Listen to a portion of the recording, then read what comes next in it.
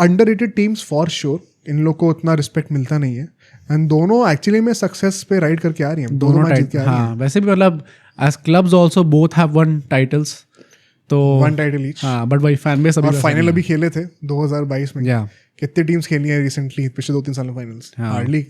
या तो respect deserve करती हैं, एंड दोनों अच्छा करके आ रही हैं, पॉजिटिव टर्न पे भी चल रही हैं। मतलब RR one of the weaker teams we all perceived it, but पिछले 2 गेम से बड़ा अच्छा कमबैक करा है। एंड जीटी तो पता ही था कि the way they had their auction कि they were going to make a run for the top 4, exactly on track चल रहे हैं अभी वो। दोनों टीम्स का template is not the best by the way, तब भी दोनों अच्छा कर रहे हैं, तो वो भी बड़ा अच्छा चीज लगता है देख के। हेड टू हेड रिकॉर्ड की बातें करें तो 6 बार ये लोग खेले हैं, 5 बार गुजरात जीती है। ओके, 1 साइडेड रहा है, ये सोचने वाली बात है, including a final bye the वे।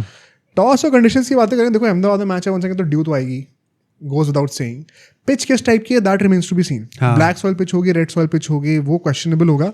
अगर तो आपको लग रहा है कि ब्लैक सॉइल पिच है तो आप फिर भी सोच सकते हो कुछ हद तक कि शायद पहले बैटिंग कर ली जाए, लेकिन क्योंकि ड्यू का फैक्टर इतना ना, I think regardless of the wicket you might want to chase. Okay, वो मुझे लगता है कहीं ना कि चेस करना may not be a bad option, वो आई थिंक परसीव करना चाहिए उस तरीके से।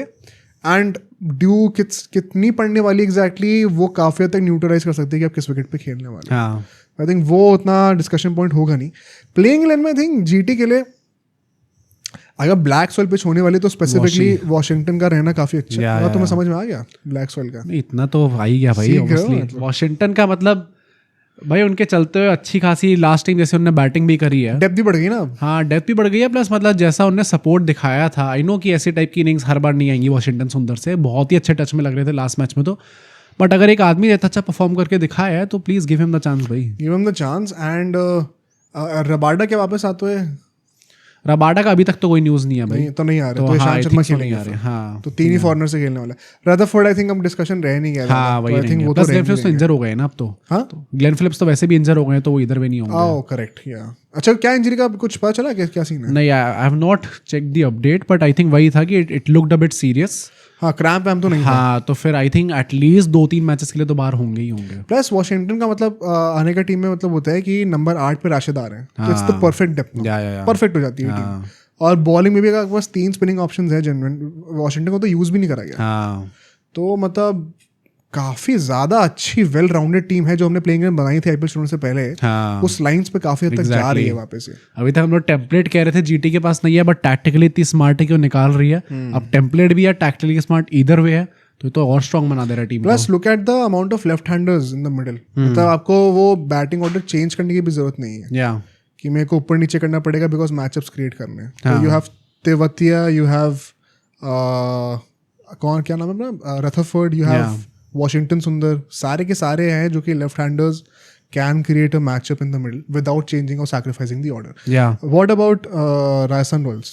आई थिंक राजस्थान रॉयल्स का भी मैं यही कहूँगा कि लाइनअप सेम तो ये लोग रख सकते हैं, आई डोंट थिंक बहुत ज़्यादा चेंजेस करने की ज़रूरत है। कुमार कार्तिक आए थे, उनने भी अच्छा परफॉर्म कर दिया था, तो आई थिंक वो भी यहाँ पे खेल सकते हैं। प्लस लास्ट मैच में आई think Rajasthan is that team जिसने प्रोग्रेसिवली बेटर परफॉर्म करा है। ऐसा था कि स्टार्ट काफ़ी गंदा करा था, बट धीरे धीरे करके they started performing very well. उनका जो टेम्पलेट था उसमें भी बेटर हुए हैं, प्लस परफॉर्मेंस वाइज भी अच्छा। सैमसन ने धीरे धीरे रन मार दिए, जायसवाल के रन आ गए, हेटमायर को उन्होंने ट्रस्ट दिखाया, रियान पराग लास्ट मैच में अच्छा खेल के आए हैं, नीतीश राणा ने लास्ट मैच में अच्छा खेला था, ध्रुव जुरेल के हिसाब से अच्छा गया है। तो आई थिंक धीरे आर्चर, भाई मेन तो आर्चर है, आर्चर ने इतना अच्छी परफॉर्मेंस दी है, तो संदीप शर्मा ने इतनी अच्छी परफॉर्मेंस दी है। धीरे धीरे करके सारे प्लेयर्स फॉर्म में भी आ रहे हैं और धीरे धीरे इन्हें समझ लिया कि इनकी बेस्ट प्लेइंग 11 क्या होनी चाहिए। The other discussion point is black soil pitch होने वाली है, तो Kumar Kartik could be a very good inclusion. Exactly, left handers के अगेंस्ट वो लेग स्पिन भी डाल सकते हैं। हाँ, तो जो because of the duality of skill set कोई इतना बड़ा इशू भी नहीं है कि कितने लेफ्ट हैंडर्स दूसरी टीम में उसके अकॉर्डिंगली में मैचअप्स क्रिएट करने वाले हैं। He can turn the ball both ways, so वो भी एक बहुत बड़ा इंक्लूजन होंगे। साथ ही साथ एक जो परहैप्स डिबेट रहेगी वो है कि रियान पराग नंबर 3 पे होनी चाहिए कि नहीं। मैंने बहुत सारे कमेंट्स अपने लास्ट वीडियो में देखा था, लेफ्ट हैंड राइट हैंड के लिए कह रहे हैं ना, बट वही ना, वो नहीं है वो केस एक्चुअली। मतलब जो अब थोड़ा स्टडी करो, इतना आसान होता तो हम खुद नहीं बोलते थे कि लेफ्ट हैंड के चक्कर है, वो बाद में आके इन्होंने बोला है, बट एक्चुअली में जो इस चीज़ के ओरिजिन्स हैं they are not that simple. पहले मैच में जायसवाल पहले आउट होते फिर भी रियान पर आ गए थे, तो तब तो लेफ्ट हैंड कॉम्बिनेशन नहीं था। फिर सेकंड मैच में विक्रम राठौर जो कि इनके बैटिंग कोच, उन्होंने कहा था कि हम रियान पराग को मैक्सिमम बॉल्स देना चाहते हैं, इसलिए उनको खिलाया जा रहा है। तो ये जो लेफ्ट हैंड राइट हैंड वाली बात आई है, ये it's not a pre decided conclusion कि इसके हो रहा है। They are also trying to make sense of exactly क्या परफेक्ट कॉम्बिनेशन होगा। तो अगर इतना स्ट्रेट फॉरवर्ड होता है कि left hand right hand combination पहले दिन से, तो हम उसको डिस्कस भी नहीं करते। That is not the point.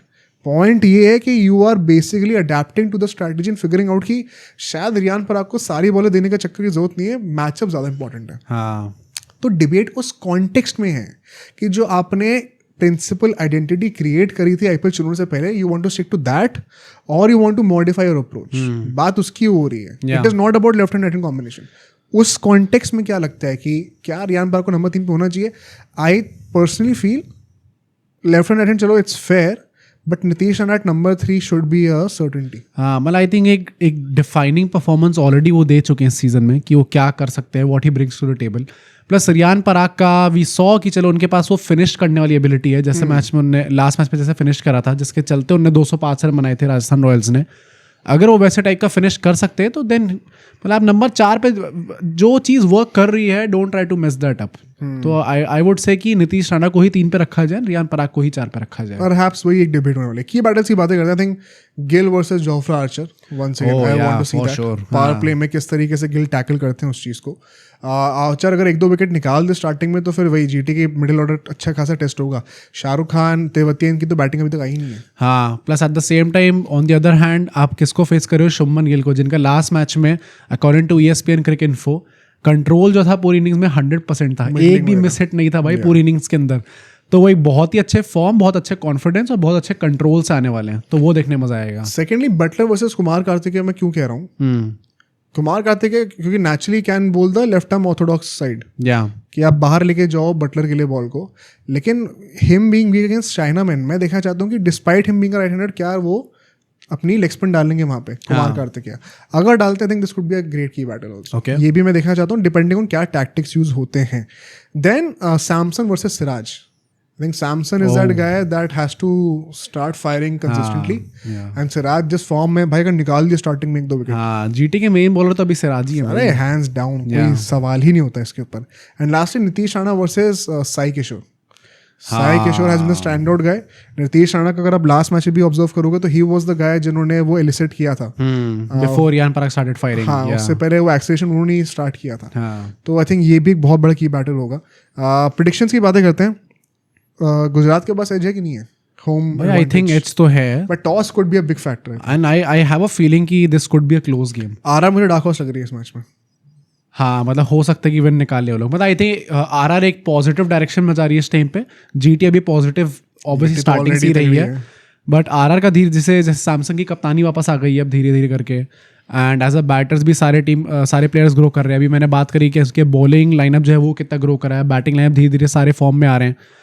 तो I think they have the capability, they have a chance कि वो कुछ डार्क हॉर्स एंड एक अनएक्सपेक्टेड विन पुल आउट करने से। एट द सेम टाइम मतलब I think it would be illogical to say कि GT को यहाँ पे एडवांटेज नहीं है। थोड़ा अनफेयर होगा कि भाई जिस फॉर्म से वो लोग आ रहे हैं, जितने कंट्रोल उन्होंने दिखाया, उनके सारे बैटर्स ने जैसा परफॉर्म करा है, नीचे आके थोड़े सवाल थे, बट मतलब टू सम एक्सटेंट अभी भी मैं वही कहूँगा कि टॉप 3 रिलायंस है। बट भाई वॉशिंगटन सुंदर ने नीचे आके कैसी परफॉर्मेंस दी है, वो काफ़ी ज़्यादा इंस्पायरिंग होता है। राशिद खान जैसे खिलाड़ियों पे थोड़े सवाल हैं इस टाइम पे।